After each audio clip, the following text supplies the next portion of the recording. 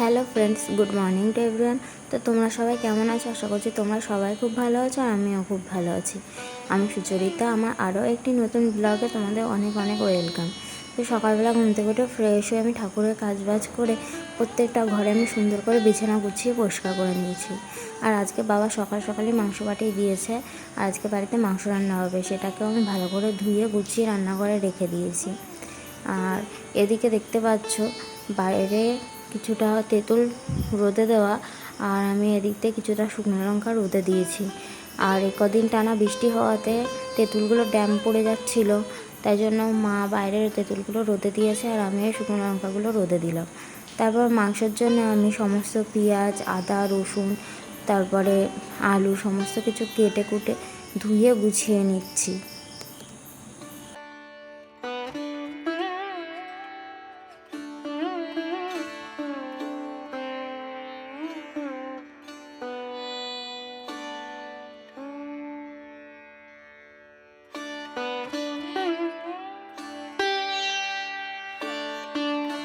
আমার সবজি বানানো হয়ে গেছে, মা ওদিক দিয়ে মাংসটাও বসিয়ে দিয়েছে আর এপাশ থেকে ভাত বসিয়ে দিয়েছে।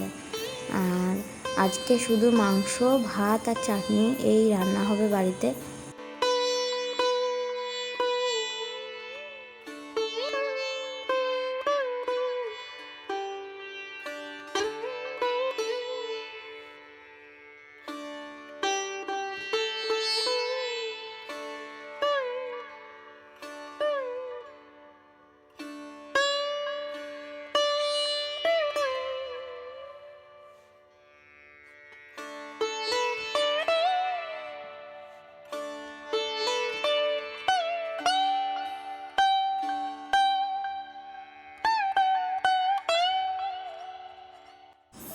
মার এদিকে মাংসটাও প্রায় হয়ে এসছে আর ওদিকে ভাতটা মা নামিয়ে নেওয়ার পরে ওই দিক দিয়ে আমি মনার জন্য খিচুড়ি বসিয়ে দিয়েছি। আজকে মনা মাংসের থেকে একটা মেটে আর এই খিচুড়িটাই ও খাবে।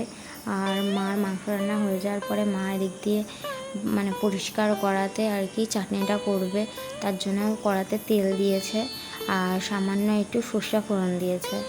তারপরে মা ওই টমেটোগুলোকে ভালো করে কেটে ধুয়ে মিক্সারের বাটিতে দিয়ে ভালো করে পেস্ট করে নিয়েছে। আমরা বেশিরভাগ বাড়ির সবাই পেস্ট করা টমেটোর চাটনি খেতেই বেশি ভালোবাসি, কুচিয়ে টমেটোর চাটনি করার থেকে। মা এবার ওই পেস্ট করা টমেটোটাকে দিয়ে দিয়েছে। এবার সামান্য আন্দাজ মতন লবণ, নুন, চিনি পরিমাণ মতন দিয়ে ভালো করে নাড়বে। এবার যেই টমেটোটা জল টেনে এসে একটু গাঢ় গাঢ় হয়ে যাবে তখনই নামিয়ে নেবে। খুব সুন্দর লাগে এরকমভাবে চাটনি করলে, আর আমাদের খুবই পছন্দ এইভাবে চাটনি রান্না। এত ভালো লাগে এইভাবে রান্না করলে কি বলবো।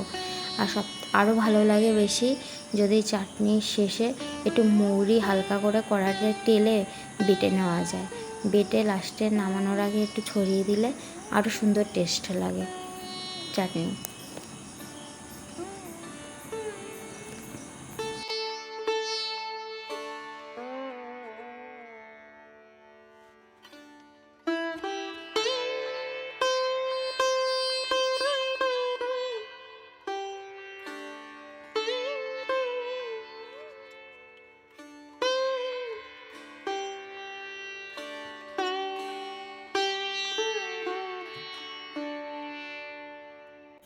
মার দিকে টমেটোর চাটনিটা হয়ে গেছে আর বাবার জন্য আলাদা করে তুলেও রেখেছে।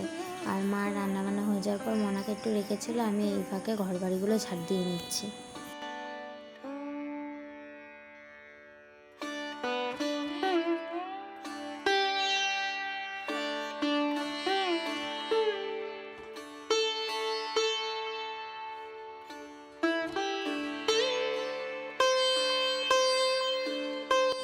ঘর ঝাড় দেওয়া হয়ে যাওয়ার পরে আমি মনার জন্য একটুখানি লেবুর রস করে নিচ্ছি।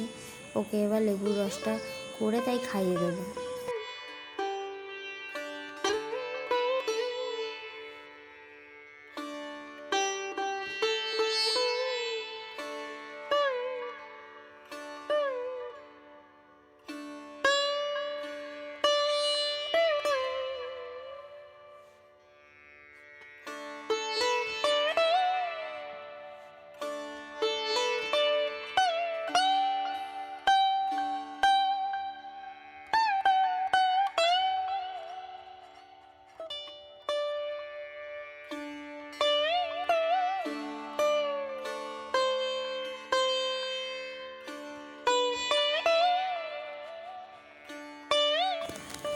আমার মনাকে লেবু রস খাওয়ানো হয়ে গেছে, আর বাবা বাজার দিয়ে বাড়ি চলে এসেছে, স্নান করে ঘরেও ঢুকে গেছে, তাই মা বাবার খাবারটা গুছিয়ে দিচ্ছে।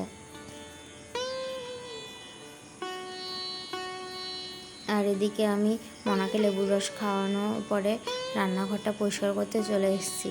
শুধু তো রান্না করলে হয় না, রান্নার পরে রান্নার টাটাও থাকে, সেটাও করতে হয়। রান্নাঘরটার যা অবস্থা হয়ে রয়েছে, এগুলো এবার সব বাইরে বের করে ফেলবো। তারপরে লাইজল আর ভিমবার দিয়ে ভালো করে ওভেন টোভেন মুছে, মেঝেটাও ভালো করে ভিমবার দিয়ে ঘষে নিয়ে তারপরে মুছে নেব।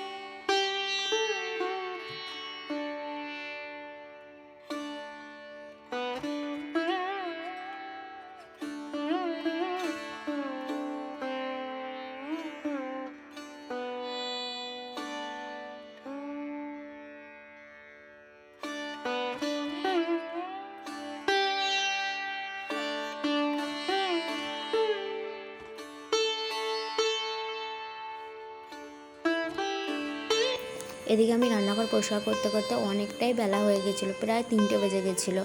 তাই মাকে বললাম, মা তুমি মনাকে স্নান করিয়ে দাও, স্নান করিয়ে ঘরে তুলে দাও, তারপরে আমি ঘরদোরগুলো মুছি, আর তুমিও স্নান করে এসে পুজোটা দিয়ে দাও। তাই মা মনাকে স্নান টেনান করিয়ে দিয়েছিলো, আর আমি এই পাকে ঘরদোরগুলো মুছে মনাকে রেখেছিলাম।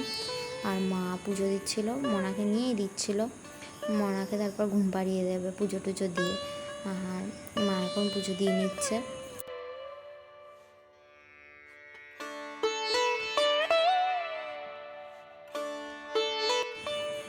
মনা আর ঘুমায়নি, অনেক চেষ্টা করেছিল মা ওকে ঘুম পাড়ানোর জন্য, তা ঘুম পাড়াতে পারিনি। আর অনেকটাই বেলা হয়ে গেছে, প্রায় 4টে বেজে গেছে। তাই জন্য মা বললো যে খেয়ে দিয়ে নিয়ে মনাকে নিয়ে একবারে গিয়ে শুতে। তা মা সবার জন্য খাওয়া গুছিয়ে দিয়েছিল, আর আমরা এবার দুপুরবেলার লাঞ্চটা কমপ্লিট করে নেব।